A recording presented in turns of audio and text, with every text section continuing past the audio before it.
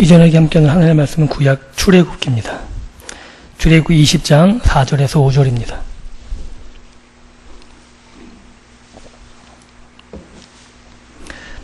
출애굽기 20장 4절 5절 말씀입니다.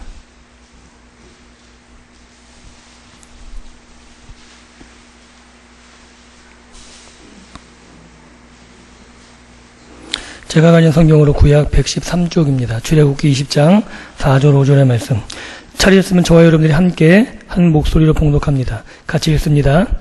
너를 위하여 새긴 우상을 만들지 말고 또 위로 하늘에 있는 것이나 아래로 땅에 있는 것이나 땅 아래 물속에 있는 것에 어떤 형상도 만들지 말며 그것들에게 절하지 말며 그것들을 섬기지 말라. 나 내 하나님 여호와는 질투하는 하나님인즉 나를 미워하는 자의 죄를 갚되 아버지로부터 아들에게로 3, 4대까지 이르게 하거니와. 아멘. 말씀 앞에 잠시 기도합니다. 하나님 감사합니다. 주일로 3일 저녁까지 하나님 은혜 가운데 보호해 주셨다가 이 밤 이전에게 다시금 주의 존전 앞에 나와 예배하며 하나님의 말씀을 듣게 하시니 감사합니다. 사랑하는 주의 백성들을 늘 주의 말씀으로 함께하여 주시고 말씀에 순종하며 살아갈 때 하나님께서 주시는 복을 누리며 하나님의 함께 하시는 하나님의 공급하시는 그 귀한 은혜를 경험하며 살 수 있도록 아버지 도와주옵소서. 오늘 부족한 종의 말씀을 들고 섭니다. 하나님께서 함께하여 주옵시고 부족한 모든 것들을 가리시며 하늘의 말씀이 온전하게 대언될 수 있도록 종의 입술을 사용하여 주옵소서. 말씀을 증거할 때 아멘으로 화답할 수 있도록 도와주시고 마음이 열려지게 도와주시며 그 말씀에 결단할 수 있는 이 밤 이 저녁 되게 하여 주옵소서. 감사드리며 예수님 이름으로 기도하옵나이다. 아멘. 출애굽기 20장에 있는 말씀은 십계명에 관한 말씀 본문입니다. 특별히 오늘 4절에서부터 5절 말씀, 특별히 제2계명에 관한 말씀을 가지고 함께 은혜를 나누기를 원합니다. 우리가 사는 세상에는 신에 대한 철학적인 분류로 세 가지 정도를 말합니다. 그 한 가지가 유신론, 신이 있다는 쪽의 입장이고, 또 하나는 무신론, 신이 없다. 또 하나는 불가지론, 그래가지고 신이 있는지 없는지 모르겠다라는 철학적인 논제가 있습니다. 무신론과 불가지론은 말할 것이 없고요. 유신론의 입장에서도 이 유신론이 하나님을 이야기하는 것만은 아닙니다. 유신론의 대표적 입장이 뭐냐면 이 세상을 자세히 살펴보니까 신이 없어서는 이 세상이 존재할 수가 없다라는 것을 조물주라는 걸 인정하는 거예요. 그러니까 이 세상이 단지 우연히 생긴 것은 아니다. 그렇기 때문에 신은 존재해야 된다라는 것이 유신론의 입장입니다. 그런데 우리는 이 유신론을 우리의 신앙으로 받아들이지 않습니다.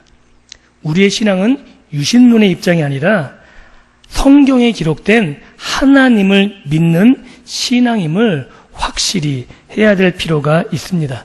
이게 왜 이렇게 중요하냐면 우상 숭배의 문제와 관련되어 있기 때문에 그렇습니다.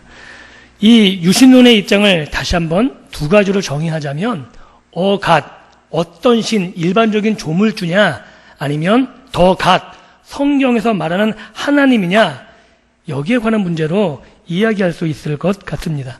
대표적으로 우리가 말하는 조물주, 어떤 신, 이것은 자연을 통해서 자연이 우연히 생길 수 없다고 생각하는 것. 그래서 조물주라는 내가 알지 못하지만 신이 있다. 그 신이 설계한 거다.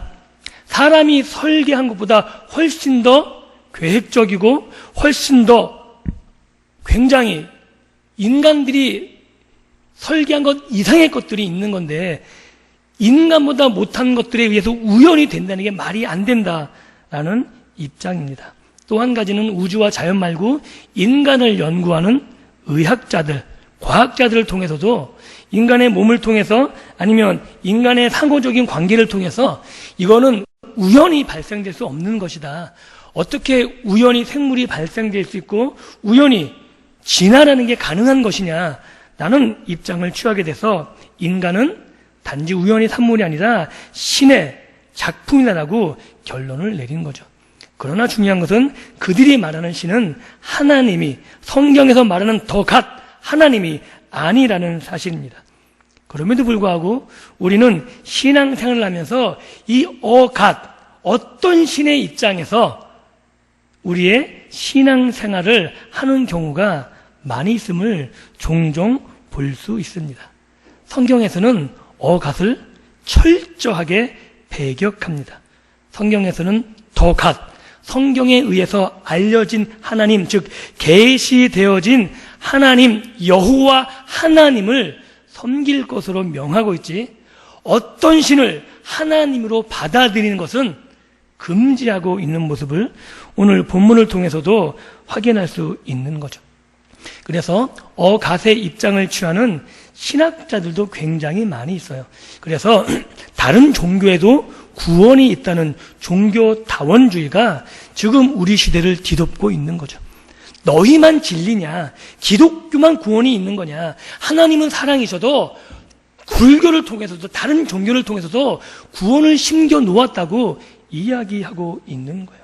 그 어떤 신이 하나님일 뿐이지, 너희가 말하는 하나님이 그 어떤 신이 한 부분이지 모든 종교는 다 똑같다라고 주장합니다. 그런데 성경에서는 그 어갓을 정확하게 부패한 것으로 낙인 찍고 있음을 우리는 알고 있어야 되는 거죠. 왜냐하면 성경에서는 하나님의 이름을 부른다고 그것을 신앙이라고 이야기하고 있지 않기 때문입니다. 우리는 예수를 믿지 않는 사람 가운데서도 힘들고 어려운 상황이 발견하면 그치요, 아니면 아이고 하나님이란 단어를 종종 듣습니다. 그죠?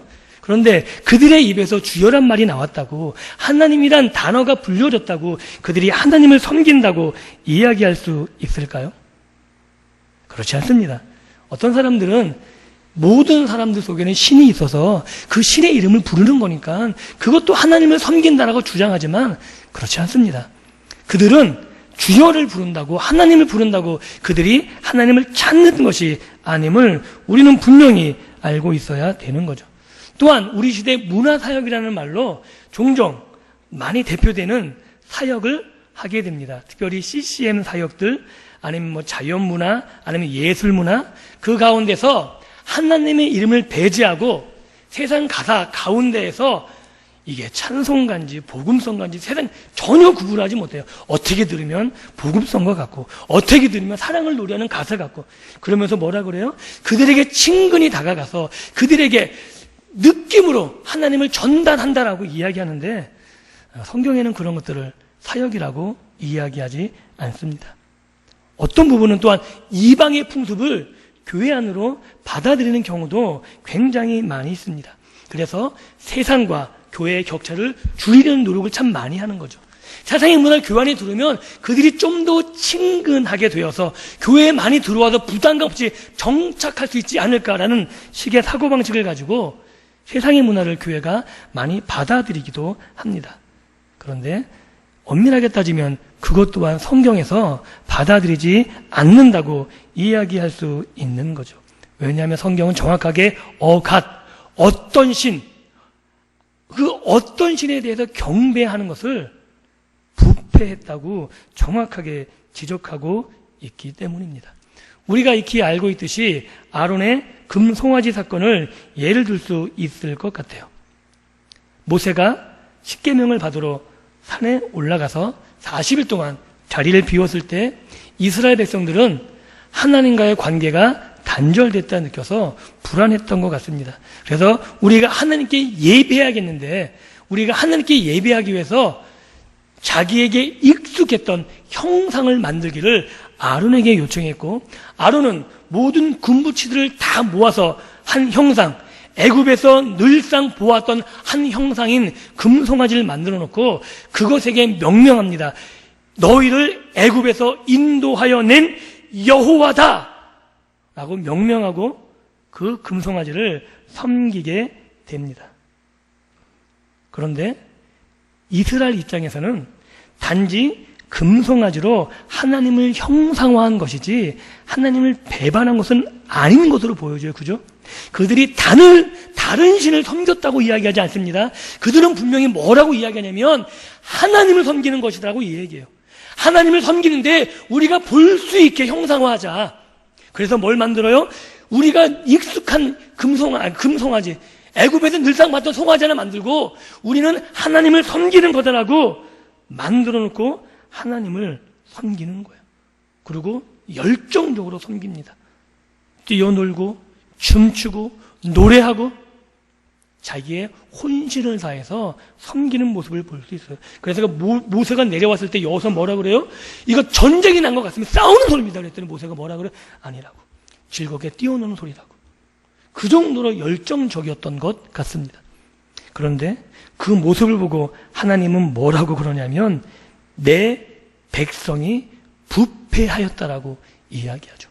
하나님을 섬긴다는 그 뜨거운 열심 앞에 하나님은 너무나 냉혹하게 이야기하고 있는 것 같아요. 어떻게 보게 되면 아니 그들의 열심은 인정해 줄 법한데 안 그런가요? 그들이 다른 신을 말하지 않았습니다. 단지 형상화한 것뿐이지 그들의 마음속엔 하나님을 향해 있다고 볼 수 있는데 하나님은 그들에게 뭐라고 단도직입적으로 이야기하냐면 내 백성이 부패했다라고 정확하게 지적하고 있는 거죠. 또 한 예가 있습니다. 사사시대에 미가라는 사람이 있어요. 그가 그 집에 드라빔 하나를 만들어 놓고 그 드라빔을 뭐라고 이야기하냐면 하나님이라고 그러고 하나님께 예배한다고 섬깁니다. 그리고 레위인을 데려다 놓고 네가 레위인이니까 네가 우리 집의 제사장이 되어서 하나님께 묻고 하나님께 우리하고 연결시켜라 그러면서 자기 집의 제사장직을 줘요. 그리고 뭐라고 이야기하냐면 우리는 하나님을 섬긴다 그래요. 그런데 사사기 17장 6절에 정확히 성경은 뭐라고 이야기하냐면 그것은 부패한 것이고 하나님 눈에 보기 좋은 게 아니고 각기 자기 소견에 옳은 대로 행했다라고. 그것은 사람의 보기에 그 사람 보기에 좋은 거지 하나님 보기에는 부패한 것이라고 정확하게 이야기하고 있다는 사실입니다. 결국 이 두 가지 사건을 통해서 아니 성경 전반적인 이야기를 통해서 우리가 확인할 수 있는 것은 하나님께서는 자신을 어떤 가수로 지칭받는 것을 굉장히 혐오하고 계신다는 거예요. 그리고 자신을 어떤 가수로 대우받는 것 이것을 뭐라고 정의하고 계시냐면 이것이 우상 숭배다라고 이야기하고 계시다는 겁니다. 왜 이게 오늘 우리 시대에 이렇게 중요하냐면 우리도 우리 몸에 익숙한 부분들이 많기 때문에 그래요. 우리가 익숙한 것은 하나님께서 계시한 계시의 신앙이 아니고 우리가 몸에 밴 세상의 신앙일 경우가 훨씬 더 많기 때문에 그렇습니다. 그러면서 우리는 그 갓을 섬기는 것을 무엇으로 포장하냐 하면 열심으로 포장하는 거예요. 이게 가장 큰 문제죠. 열심이면 다 된다라고 생각하기에 잘못된 방향으로 가고 있고 하나님을 잘못 섬김에도 불구하고 그것이 마치 좋은 신앙인 양 착각할 경우가 많이 있기 때문에 그렇습니다. 그럼 우리가 한 가지 생각해 볼 문제가 있습니다. 그럼 우리의 열심은 어떻게 되느냐죠. 하나님 우리의 열심에 대해서 어떤 반응을 보이시느냐예요. 성경을 통해서 우리가 확인할 수 있는 건 우리의 열심에 대해서 하나님의 관심을 보이는 경우는 극히 적다는 거예요.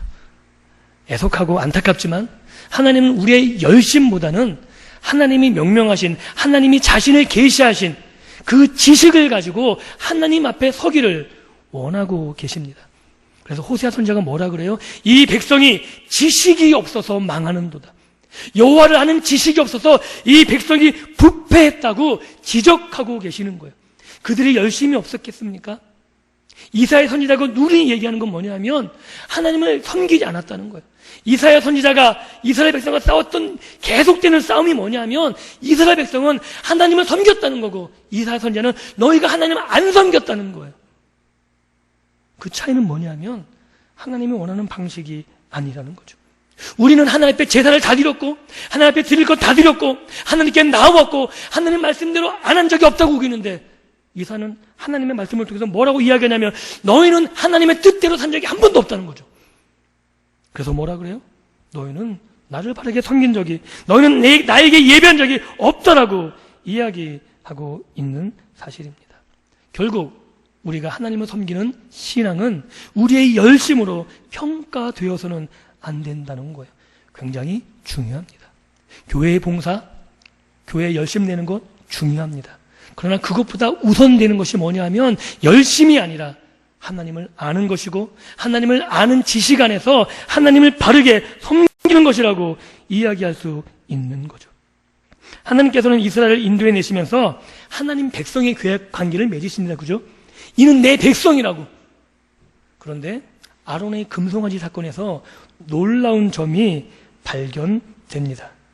그거는 뭐냐 하면 하나님께서 인도해 내신 이 이스라엘 백성을 모세의 백성이라고 지칭해 버리세요.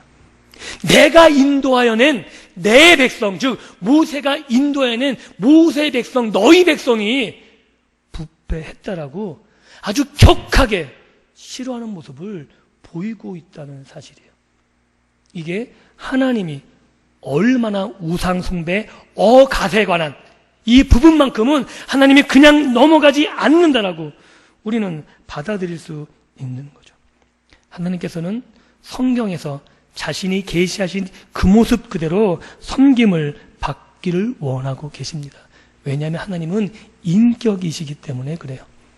사람들 관계에 있어서 사람들이 나를 오해하면 굉장히 힘들어합니다. 그죠? 내가 잘못되게 과하게 포장돼도 힘들어지고요. 나를 내 모습 이대로 보지 않고 나를 무시하면 그건 더 힘들어져요. 그래서 사람들은 자기 자신을 온전히 평가받고 싶고 나를 바르게 이해해주는 그 사람에게 마음이 가고 그와 함께 있는 게 굉장히 편안함을 느끼게 되는 거죠. 그런데 하나님은 오죽하시겠어요? 하나님 자신이 오해받는 것, 하나님이 다른 시대로 포장되는 것, 이것처럼 하나님께서 싫어하시는 것이 없다라는 사실을 여러분들은 분명히 알고 계셨으면 좋겠습니다. 그래서 오늘 출애굽기 20장 4절을 통해서 하나님을 어떻게 섬겨야 하는지에 대해서 살펴보기를 원합니다. 20장 3절에 나오는 1계명은 타 종교와 관계 속에서 하나님만이 참신이고 하나님만 섬겨야 된다라고 강조하는 것이 1계명이다라고 이야기한다면 4절부터 6절에 나오는 이 계명, 제2계명은 하나님을 섬기되 어떻게 섬겨야 되는 것인가, 하나님을 섬기는 방식에 대해서 나오는 것이라고 이야기할 수 있습니다. 한번 23절 읽어볼까요? 23절입니다. 20장 23절 같이 읽습니다. 시작. 너희는 나를 비겨서 은으로나 금으로나 너희를 위하여 신상을 만들지 말고. 이것은 4절에 있는 것과 비슷하죠. 새긴 우상을 만들지 말고 또 위로 하늘에 있는 것이나 아래로 땅에 있는 것이나 땅 안에 물속에 있는 것에 어떤 형상도 만들지 말고. 이것은 하나님을 형상하는 것에 반대하는 겁니다. 왜 반대하냐면 이 형상을 만드는 것은 하나님을 위한 것이 아니라는 거예요. 이 형상을 왜 만드냐면 너희를 위해 만든다는 거예요. 이게 포인트예요. 하나님은 온전히 하나님을 섬기길 원하시는데 사람이 형상을 만드는 것, 우상을 만드는 것은 하나님을 위한다는 명목뿐이지 실제로 누구를 위하고 있는 거냐면 너를 위한 것, 너의 만족을 위한 것. 이것 때문에 하나님은 우상을 섬기는 것에 대해서 그렇게 혐오하시고 싫어하고 계신 거죠. 또한 이 형상을 만드는 것은 하나님에 대한 왜곡을 담고 있기 때문에 더 크다고 이야기할 수 있는 겁니다. 왜 형상을 만들지 못하게 했냐면 이스라엘 백성은 모세마저도 하나님을 본 적이 없기 때문에 그렇습니다. 하나님은 영이십니다. 하나님은 인격이십니다. 오히려 하나님을 우리가 어떻게 이해할 수 있냐면 하나님이 만드신 자기 형상인 우리 사람을 보고 우리가 하나님을 유추할지언정 그 다른 어떤 형상으로 하나님을 이해할 수는 없는 거예요. 하나님이 만든 피조물 가운데 유일하게 하나님의 형상을 담고 있는 게 인간 외에는 없습니다. 안 그렇습니까? 우리 인간 외에는 하나님의 형상이 반영된 것이 없어요. 그럼에도 불구하고 왜 하나님의 형상이 반영된 인간 외에 다른 것들을 가지고 자꾸 형상화하냐면 그게 편한 거거든요. 눈에 보이고 내 손에 만지고 잡히고 내가 필요할 때마다 찾아가서 내 욕심을 이루어주길 원하는 그것을 갖고 싶은 거예요. 그래서 뭐라고 이야기하냐면 너희를 위해서 만든 거다. 너희를 위해서 나를 빗대어서 만든 게 이 형상이다라고 이야기하고 있는 거죠. 그런데 하나님은 자기의 형상, 아니 자신이 왜곡되고 있는 것, 이것을 싫어하시는 거예요. 그래서 자신이 아는 것을 가지고 하나님이라고 명명하는 것, 그것을 우상 숭배라고 말하고 계시고, 좀 더 구체적으로 말하면 더가시 아니고 더가시 아니고 어가시라고, 인간 스스로가 상정하고 인간 스스로 상상하고 사람이 구하는 그 어떤 모든 것도 전부 우상 숭배다라고 이야기하고 계신 겁니다. 사랑하는 성도 여러분, 하나님은 하나님의 이름을 부른다고만 기뻐하지 않으십니다. 예수님께서도 말씀하셨습니다. 주여 주여 하는 자가 다 하늘나라에 들어가는 것이 아니니. 그때 사람들이 이야기하죠. 내가 귀신을 쫓아냈습니다. 내가 선지자 노릇했습니다. 내가 말씀을 가르쳤습니다. 신앙의 행위를 했다는 거예요. 열심을 가지고 있었다는 거예요. 그런데 뭐라 그래요? 불법을 행하는 자들아 떠나가라. 이건 제 이계명하고 연관되고 있는 거예요. 그 모든 행위가 하나님을 위한 것이 아니고 너를 위한 것이고 너의 만족을 위한 것이고, 그것을 하나님께서는 우상 숭배라고 단정하고 계시다는 거죠. 결국 내가 명명하고 나를 위해서 하나님을 섬기고 있다면 그것은 나를 위해 만든 것이고, 그것은 나를 위한 하나님이 되는 것이고, 그것은 어가시 되는 것이고, 결국 그것은 내가 우상을 숭배하고 있는 것이다 라고 보시면 정확하다는 사실입니다. 오늘 한국교회에서는 굉장히 위험스러운 부분이 교회 안에 많이 들어와 있습니다. 개념과 정의가 잘못된 부분도 굉장히 많이 있는 것 같습니다. 그 가운데 대표적인 하나가 뭐냐면 복이라는 거예요. 복. 여러분, 하나님께서 복을 주시죠? 믿으십니까? 예, 왜 복을 주시죠? 하나님 여러분들에게 왜 복을 주십니까? 왜 복을 주세요? 이거는 꼭 짚고 넘어가야 돼요. 왜 복을 주시죠? 예, 정답이십니다. 예, 하나님의 자녀이기 때문에 복을 주시는 거예요. 다른 이유가 없습니다. 여러분이 11조를 냈기 때문도 아니고요. 여러분이 주일에 한 번도 안 빠졌기 때문이 아니고, 여러분이 교회 봉사를 열심히 했기 때문이 아니고, 하나님이 그냥 여러분들 자녀로 불러주셔서 여러분이 하나님의 자녀가 됐기 때문에 복을 주시는 거예요. 그런데 우리가 바라는 복은 다른 거죠. 제가 설교할 때마다 예를 드는 게 있어요.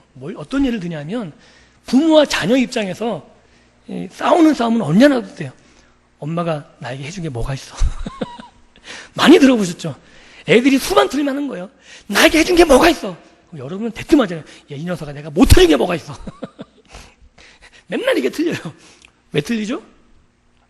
바라는 거하고 주고 싶은 게 다른 거예요. 자녀들이 원하는 거 다 해주면 어떻게 돼요? 좋은 부모인가요? 자녀들이 해달라는 거 다 해주면 좋은 부모예요? 아니에요. 좋은 부모 못 됩니다. 자녀가 지금 그따위 소리 해도 어쩌면 거의 우리 엄마 맞아, 새엄마 아니야, 이런 소리 들을 정도로 깝깝하게 하셔야 돼요. 그래야지 나중에 훌륭한 엄마라는 소리 들어요. 우리 어머니가 나를 잘 키우셔서 이런 얘기 듣고 싶으세요? 아주 악하게 힘들게 애들 굴리셔야 돼요. 그래야지 공부하잖아요. 애들이 편안하게 공부하겠어요? 이게 왜 이렇게 중요하냐면 우리가 원하는 거하고 하나님이 주시는 게 달라요. 우리가 생각하는 복은 뭐예요? 현세적이고 육체적이고 내가 원하는 내 욕심을 채우는 부분이 많이 있는 거죠. 그런데 성경에서는 이렇게 우리들이, 세상 사람들이 구하는 일반적으로 욕심을 채우기 위해서 명명된 신이 있다는 건 하나님이 아니고 바알이에요. 아십니까? 정말 우리들이 원하는 것, 내 욕심을 달라고 내가 찾아가서 내가 원하는 것을 놓고 내가 이거 줄 테니까 나에게 복을 달라고 요청했던 신이 있다면 그것은 하나님이 아니고 바알이었어요. 바알. 근데 우리가 똑같이 헌금을 들고 오거나 아니면 교회 봉사하거나 어떤 내 열심히 가지고 와서 내가 이렇게 했으니까 나에게 세상적인 복을 달라고 요구한다면 여러분들은 하나님을 섬기는 게 아니고 하나님의 이름이 명명된 바알에게 요청하고 있는 거죠. 하나님에 대한 왜곡으로 우리가 하나님께 나아갈 수 있다는 사실이에요. 그것은 더갓, 성경에서 하나님이 계시하신 하나님을 찾아가는 것이 아니고 일반 세상들은 이야기하는, 알지도 못하고 자기 욕심을 채우기 위해서 만들어 놓은 바알 앞에 찾은 거하고 전혀 다르지 않다는 사실입니다. 성경은 만사 형통의 신을 이야기하지 않습니다. 형통함은 분명히 얘기하는데 우리들이 원하는 만사 형통은 성경에서 이야기하지 않습니다. 구약에서 형통했다는 단어가 몇 번 안 나와죠. 그 중에 요셉에게 형통이라는 단어가 집중되어 있어요. 언제 집중됩니까? 노예로 떨어졌을 때 한번 나오고요. 감옥으로 내려갔을 때 한번 나와요. 아빠의 귀여움을 받다가 노예로 팔렸는데 그게 형통이겠어요? 그나마 노예에서 잘 되고 가정 총무가 돼서 이제 좀 살만한데 그것도 모함 때문에 감옥에 갔는데 그게 형통함이에요. 근데 성경은 뭐라 그래요? 하나님이 함께 하시니까 요셉이 형통했다라고 이야기해요. 여러분 형통하기 위해서 감옥 한번 가보시겠어요? 싫으시죠? 이게 성경의 논리예요. 우리가 보면 아이러니 아닌가요? 그런데도 불구하고 성경은 그 어떤 상황에서도 하나님이 함께했고 많은 사람들이 요셉이 하나님이 함께함을 알고 있었고 그 누구도 요셉을 무시할 수 없었고 애굽의 왕마저도 요셉이 하나님과 함께함을 알았기에 어떻게 이 사람 요셉을 봐라. 하나님의 신에게 감동된 사람을 우리가 누구에게서 발견하겠냐. 그 요셉에게 그래서 성경은 뭐라 그래요? 형통했다라고 감히 그런 단어를 사용하고 있습니다. 내가 원하는 만사형통, 성공의 길, 아주 대로가 뚫린 그 길은 성경에서 말하는 복을난입니다. 그게 내 뜻이라면, 그리고 그것을 위해서 이곳에 나와서 하나님을 섬긴다면 왜곡된 하나님을 섬기고 있는 것이고 그 왜곡된 하나님을 섬기는 것은 곧 우상을 섬기는 것이다라고 이야기하고 있는 것이죠. 그렇다면 우리는 과연 어떻게 하나님을 섬겨야 하겠습니까?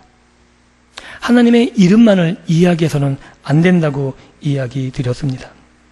왜냐하면 세속적이고 자기적인 삶에 하나님의 이름이 도용된다면 그것은 하나님의 영광이 아니기 때문에 그렇습니다. 이 하나님의 이름이 잘못되게 도용되는 무지 많습니다. 어떤 일에 성공, 세상적인 성공을 가져왔을 때 교회에 다닌다는 이유 하나만으로 사람들이 다 이렇게 이야기합니다. 하나님께 영광을 돌립니다. 하나님께 영광을 돌립니다. 그런데 과연 그렇게 말하는 자의 삶이 하나님께 영광을 돌릴 만한 합당한 삶을 살고 있는지 우리는 바라보지 않는 거죠.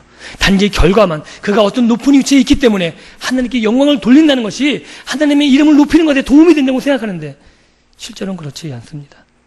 그의 성공이 부패와 연결되어 있고 그의 성공이 잘못된 것과 연결된 모습을 많이 봐왔음에도 불구하고 우리는 그런 사람을 부러워하고 또 그런 길을 가도록 많이 쫓아가는 모습을 발견하게 되는 거죠.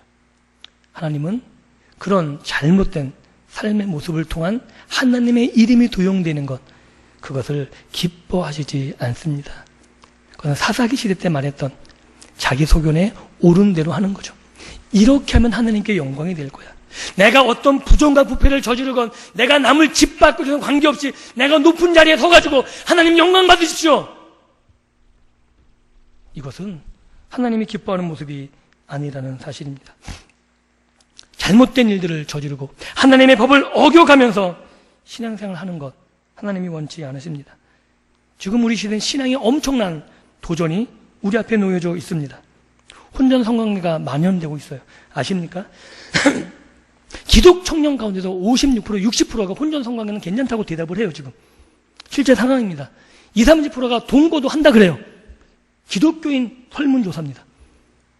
기독교인들 50% 이상이 동성애가 제2의 성이라고 제2의 사랑이라고 이야기합니다. 미국에서는 교단들이 이미 동성애를 인정했습니다. 동성애 목사가 나옵니다. 천주교 교황도 동성애를 인정한다 그럽니다.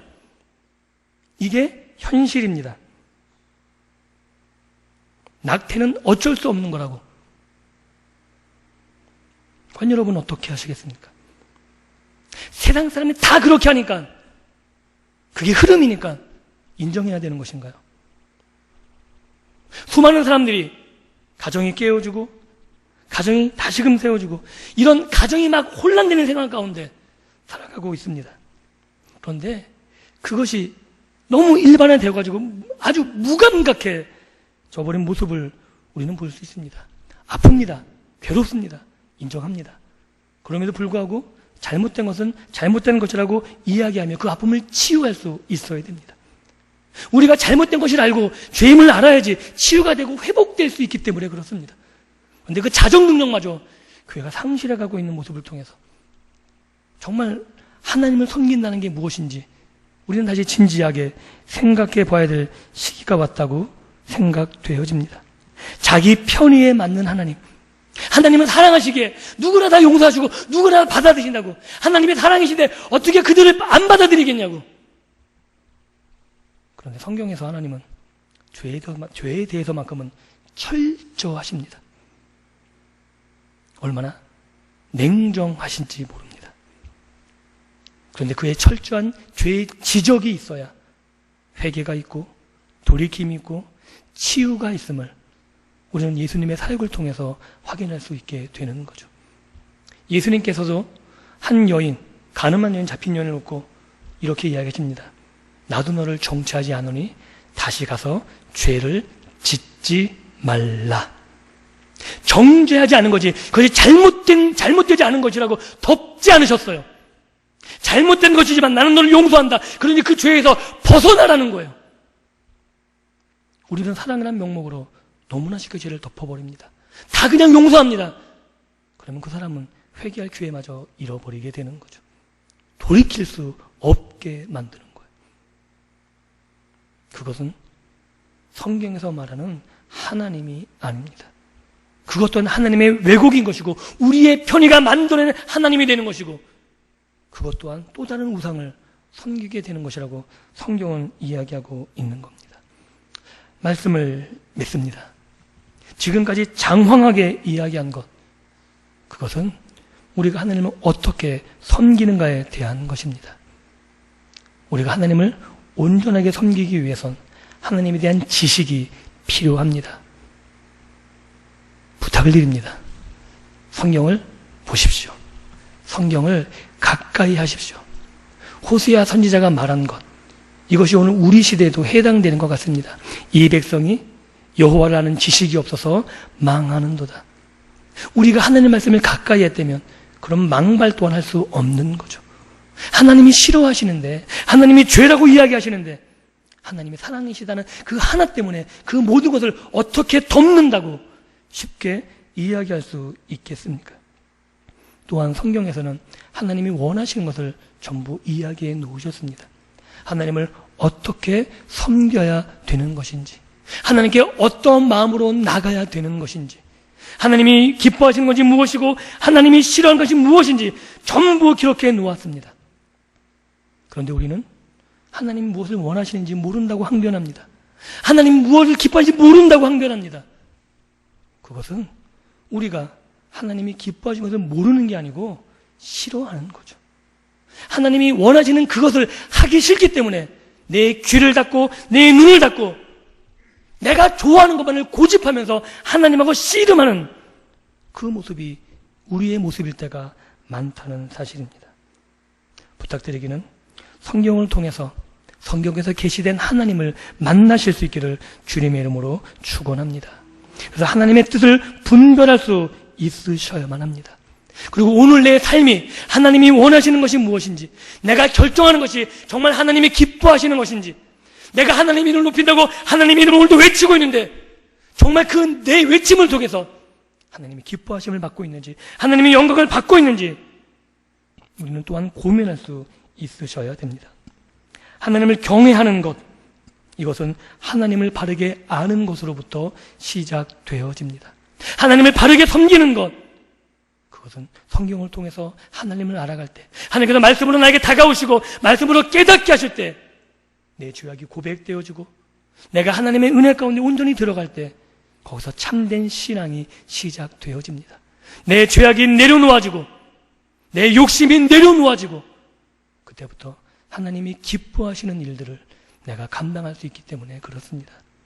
오늘 이 말씀을 마치면서 다시금 우리가 하나님을 섬긴다는 것, 그것은 내 열심만이 아니라 하나님 나에게 알려주신 그대로 하나님을 바르게 섬길 수 있는, 하나님이 기뻐하시는 일들을 감당해 나갈 수 있는, 세상에서 조롱받을 수 있습니다. 세상에서 멸시받을 수 있습니다. 왜 너희만 그러냐고 비난의 대상이 될 수 있습니다. 그러나 하나님께서 우리에게 말씀하신 그 길이라면 끝까지 인내함으로 경주하시고 하나님 앞에 칭찬받으시고 하나님이 공급해 주시는 그 은혜로 넉넉히 세상을 이기며 살아갈 수 있는 믿음의 백성들의 삶이 되어지기를 주님의 이름으로 축원합니다. 기도합니다. 하나님 감사합니다. 오늘도 우리에게 말씀하여 주시니 또한 감사합니다. 하나님, 여호와를 아는 지식이 없어서 망했던 이스라엘 백성들처럼 오늘도 하나님에 대해서 알아가는 것을 중단하고 있는지 우리가 돌이켜 볼 수 있도록 은혜 베풀어 주옵소서. 성경에서 계시하신 그 하나님을 우리가 온전히 만나게 도와주시고 하나님이 기뻐하시는 것을 발견하게 도와주시고 우리의 삶이 말씀의 거울에 비춰볼 수 있도록 도와주셔서 온전히